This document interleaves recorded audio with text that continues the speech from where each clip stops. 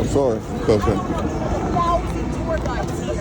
We were supposed to meet at 11:30. Look at what happened.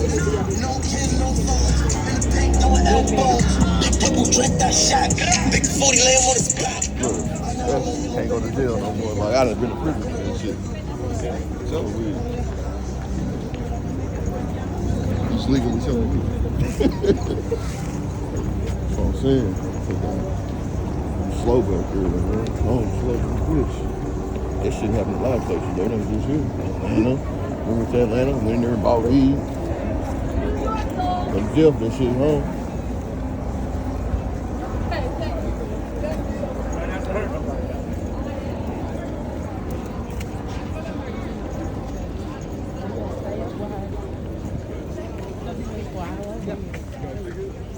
So we're walking, and I'll talk as we're walking.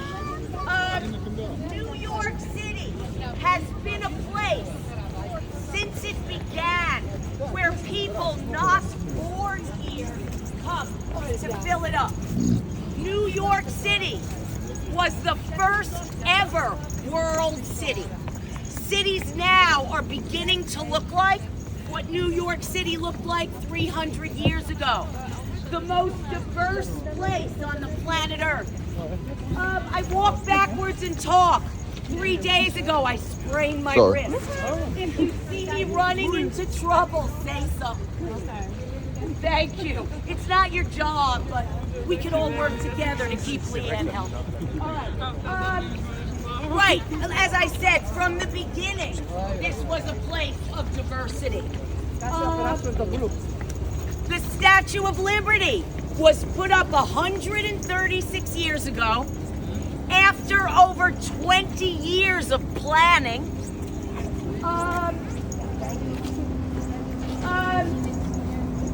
Yes, indeed. So, I'm going to tell you some stuff. I'm going to bring us over here by the lawn, stop everybody, and I'll talk for a few minutes, right? There you go. Everybody come over by the... See? Everybody's just hustling, you feel me? But they're hustling different shit. Over here. Everywhere you go, you're motivated. Great, thanks. At home, everybody Yeah, make sure everybody make a got little job. semicircle around me. That's perfect. All right, everybody. Now, like I said, from the beginning, New York has been a place where people came. At a time in history when the only way to get people and goods around long distances was water, this place is perfectly designed to become what it became, which was the largest and the richest shipping port on Earth. New York City's whole identity used to be a shipping port, and the center of mass migration, the beginning of it. Now we understand mass migration. Huge numbers of people leaving lands where they and all their ancestors had been born to come thousands of miles for the hope of a better life for their kids. But it wasn't happening for all of human history. Mass migration is only about 175 years old. Large numbers. And New York is where that began. And the Statue of Liberty, after a lot of planning and trying to raise money and disasters happening, was finally put up 21 years after the first idea on the first island in this gigantic harbor that faces the only opening to this harbor, right? Brooklyn and Staten Island almost meet. Where they don't meet is a space, a gap. That gap, by the late 19th century, was known as the Gateway to America. And every boat came through the same way. Let me tell you an astonishing statistic. In 1800, New York City had about 60,000 people in it. By 1900, 100 years later, the city had grown from 60,000 people to almost 4 million people. In 100 years, the city grew 50 times larger. And that was before Ellis Island. which was the biggest movement of people starting in 1900. And like I said, in 1886, they put up the statue, and all of those people came past her. The original idea for the Statue of Liberty came after the Civil War in America, 1865. A Frenchman named Laboulaye said, "Wow, did you hear the United States finally ended slavery?" This was way after Europeans ended slavery. The Europeans, the French especially, had admired America for a long time because this was the only country with a constitution. The other countries ruled by kings and queens. But we had slavery here. 1/5 of the population, 20%, were considered goods for sale. When that ended, finally in 1865, this guy in France, Laboulaye, said, "Fantastic! The United States should build a monument to this long overdue achievement, the end of slavery, on the road to liberty for the world." Wait, no. We, the French, we should build them the monument and give it to them as a gift. So that was the idea. A monument celebrating no slavery, ruled by constitution, and no kings and queens. But it took over 20 years to get her there.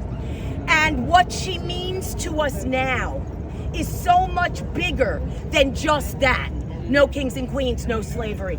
It means to everyone the right everyone has to live a good, free life, to educate their children, to have what jobs they want and hold what beliefs they wish, no matter what terrible conditions they were born into. And that changeover in meaning for her happened because of when and where she was placed.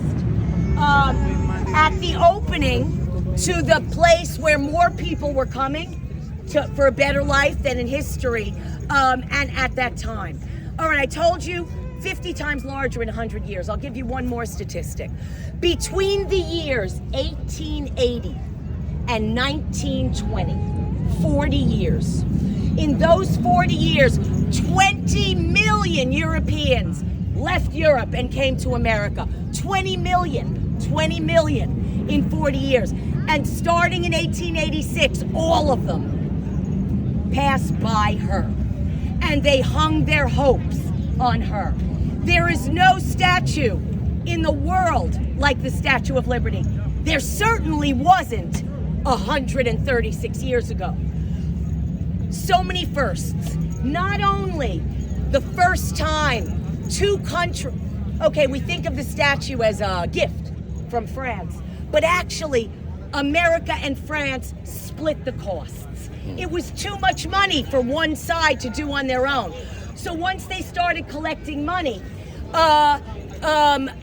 French side agreed to pay for, design, and get to us at their expense the statue herself. While the American side agreed to find a location for her and to design, build, and pay for the pedestal that she goes on. The statue was designed to be placed on top of a pedestal. If we didn't have that pedestal when she finally got here, we would have had to send her back. And I'm not saying that randomly. It comes up. The costs were split. Here's something else unprecedented about that statue. When she was finally put up, the Statue of Liberty, 151 feet tall, 50 meters for the Europeans, from toe to the top of her torch, standing on that pedestal that's 154 feet tall. The pedestal, a little taller than the statue herself. The entire monument, 305 feet tall, or the height of a 30-story building, right? When she finally went up in that harbor, that, ladies and gentlemen, was the tallest structure on Earth. There was nothing built taller than her. So while we take her for granted, right? We've all seen her so often, thousands of times, you maybe hundreds. And it's like, oh yeah, Statue of Liberty, gift from France. Okay, da, da, da, da. To the people who saw her for the first time, not only not yet used to the iconography that we all know, right? Everybody knows this, but not yet used to tall things. It was a smaller world. Right. To them, she was a giant. Astonishing. Yeah. And like I said earlier, even though you know what she looks like, when you actually see her close up, she's full of power. She's an astonishing work of art, and you will see. The tallest structure on Earth, yeah. Okay. We'll go onto the line soon when Caesar comes with that other group, but I have a lot to tell you, so don't worry. Now, like I said, it took over 20 years to get her built. The guy who came up with the idea, his name was La Bouillet. The guy who designed her and who got her built over great odds. Let me say this. If you guys had been alive during the time between the first idea of some statue and 21 years later when they actually got her built, you wouldn't have bet $1 that it would happen. Because if you'd been alive during those 21 years, you would have heard about it, but you wouldn't have seen anything, and it would have seemed like it would never happen. As if you'd heard about something in 2002 and it wasn't there yet. And they're like, wait, it's coming, it's coming. Over 20 years. Now, nothing happened with the statue for the first 10 years after that idea. From 1865 to 1875, when they started trying to collect money for this gigantic thing, the only thing that was happening was that a lot of talk about it, and the guy who designed it, who was named Frederick August Bartholdi. Bartholdi was thinking about design ideas for the statue. The statue's design is based on a bunch of things. The most obvious, Greek and Roman goddesses, right? She looks like a classical goddess. And in fact, part of her design is based on the Roman goddess Libertas, who is the Roman goddess of freed slaves.